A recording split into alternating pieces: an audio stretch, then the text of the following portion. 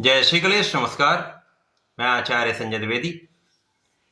मेरे समस्त प्रबुद्ध दर्शकों का मेरे चैनल पर हार्दिक स्वागत है।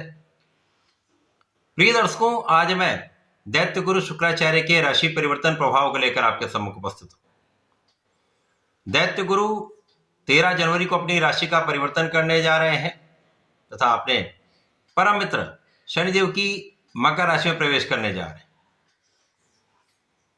ज्योतिष के नियमानुसार जब भी कोई ग्रह स्वराशि का होता है, उच्च राशि का होता है अथवा मित्र की राशि का होता है तो उस ग्रह का संपूर्ण रूप से सकारात्मक प्रभाव प्राप्त होता है तथा वो ग्रह अपना संपूर्ण प्रभाव दे पाता है। अब मकर राशि में शुक्राचार्य यहां पर बलवान होंगे और शुक्राचार्य का प्रभाव यहां पर पहले से अधिक अच्छा रहने वाला है, क्योंकि गुरुदेव की राशि में ये बहुत अच्छा प्रभाव नहीं दे पाते, परंतु अलग अलग राशियों के लिए ये अलग अलग भाव में होकर अलग अलग परिणामों की प्राप्ति कराएंगे। प्रिय दर्शकों, आज मैं सिंह राशि के लिए दैत्य गुरु शुक्राचार्य के राशि परिवर्तन का, शुक्राचार्य के परिवर्तन से मिलने वाले लाभ का, अथवा कहीं पर कोई समस्या या अवरोध है तो उसका क्या निराकरण है, संपूर्ण विश्लेषण मैं पूर्ण तर्क के साथ करने जा रहा हूं। प्रिय दर्शकों, इस राशिफल को आप अपने लग्न तथा राशि दोनों के अनुसार देख सकते हैं। सिंह राशि सूर्यदेव की राशि है। सूर्य और शुक्र का मित्रवत भाव नहीं है। शुक्राचार्य सिंह राशि के लिए आपके कर्म भाव तथा पराक्रम के स्वामी होते हैं। कर्मेश पराक्रमेश का गोचर षष्ठम भाव में आरंभ होने जा रहा है। अब षष्ठम भाव त्रिक भाव है, निर्बलता का भाव है, क्षय का भाव है। यहां पर सूर्य और चंद्रमा को छोड़कर समस्त ग्रहों का प्रभाव निर्बल हो जाता है। तो शुक्राचार्य यहां पर निर्बल होंगे और इनका जो कार्यकत्व है उसमें कमी आएगी। साथ ही साथ जिन जिन भाव के स्वामी हैं उन भाव में निर्बलता निश्चित रूप से आएगी।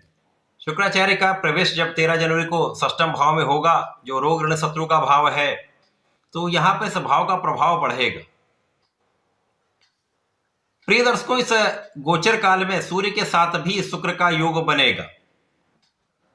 यहां पर मंगल भी होंगे, यहां पर बुध भी पहुंचेंगे, जिसके कारण चतुर्ग्रही योग षष्ठम भाव में बनने वाला है। इस षष्ठम भाव का प्रभाव बढ़ेगा और शुक्राचार्य जो आपके षष्ठम भाव में गोचर कर रहे हैं, इनके कार्यकत्व में निर्बलता तो अवश्य आएगी, परंतु कहीं ना कहीं कुछ ग्रहों का संयोजन जो है इनको एक अच्छा प्रभाव भी देने वाला है।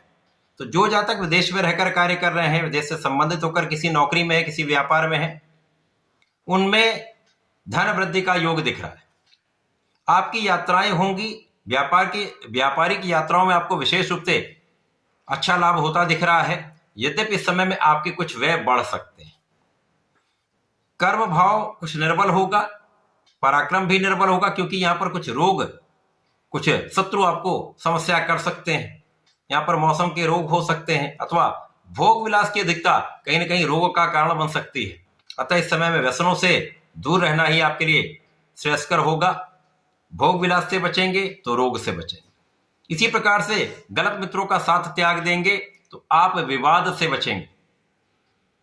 और ये विवाद जो है, कहीं ना कहीं यदि विवाद होता है तो ये कानूनी समस्याओं का कारण बन सकता है। अतः इस समय में बहुत कुछ स्थितियों पर नियंत्रण के लिए आपको विवाद से बचना चाहिए। यद्यपि इस समय में कहीं ना कहीं से आपकी स्थिति अत्यंत प्रबल हो रही है और आपके शत्रुओं का पराभव निश्चित रूप से होगा। आप अपनी कानूनी समस्या में विजयी रहेंगे, परंतु ये कानूनी समस्याएं धन का भी व्यय कराएंगी, आपके परिश्रम का भी व्यय कराएंगी तथा कहीं ना कहीं आपके लिए तनाव की स्थिति या स्वास्थ्य में निर्बलता का योग बनाएंगे।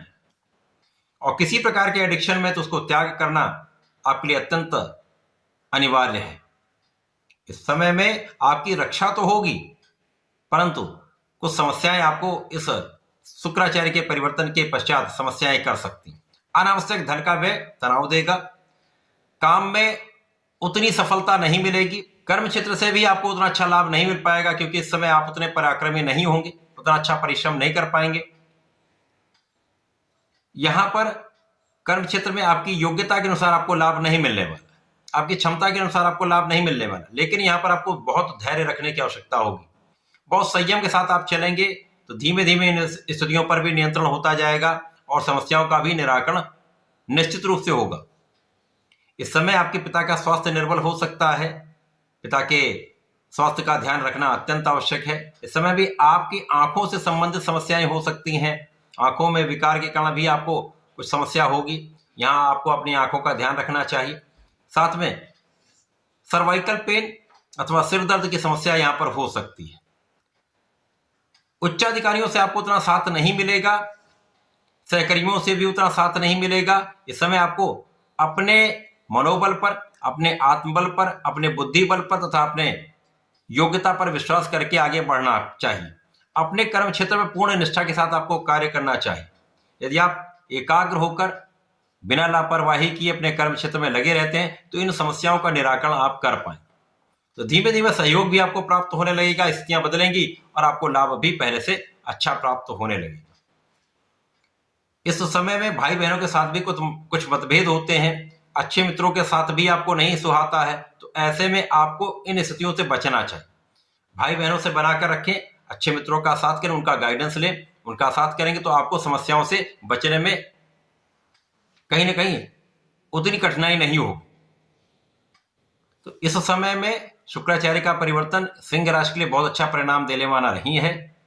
इस समय में आपको नियमित रूप से सूर्यदेव को जल देना चाहिए, ओम आदित्याय नमः का नित्य जप करना चाहिए तथा भगवान भोलेनाथ पर जलार्चन करके चंदन की सुगंधि का अर्पण करें, चंदन की धूप का अर्पण करें तथा बेलपत्र का अर्पण करें। तो इस समय आप अपने बुद्धि बल से, अपने ज्ञान के बल पर, अपने क्षमता के बल पर आगे बढ़ पाए।